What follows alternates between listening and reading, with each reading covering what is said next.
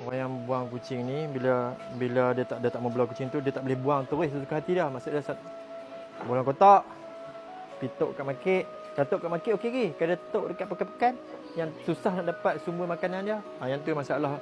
Nanti masalah bagi dia. So kalau orang yang suka buang kucing ni, seboleh-bolehnya try lah cari orang yang boleh belah kucing tu balik ataupun tempat-tempat yang macam ni. Sebab kita tak mau kucing tu terbiak. Bila terbiak dia kena penyakit, contoh lah penyakit yang senang lah, sporo.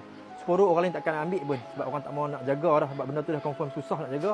So dia akan mati je secara semula jadi kat itu. Okey, satu lagi. Dia bukan tips lah, dia adalah info penting. Maksud dia setengah kucing ni, dia bukan kucing kita tau. Kucing orang lain, jiran lain ke, kucing luar ke, yang main rumah kita dia berak. Hampa jangan sepak ataupun hampa picu ayak kan. Jangan. Senang je tip dia. Bagi dia makan.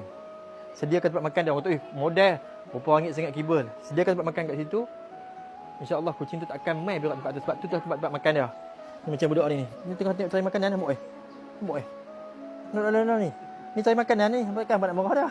Kalau rasa video yang saya sampaikan ni, info yang saya sampaikan ni bermanfaat untuk hampa follow je video saya. Share untuk video saya ni untuk orang lain lebih tahu pasal info ni.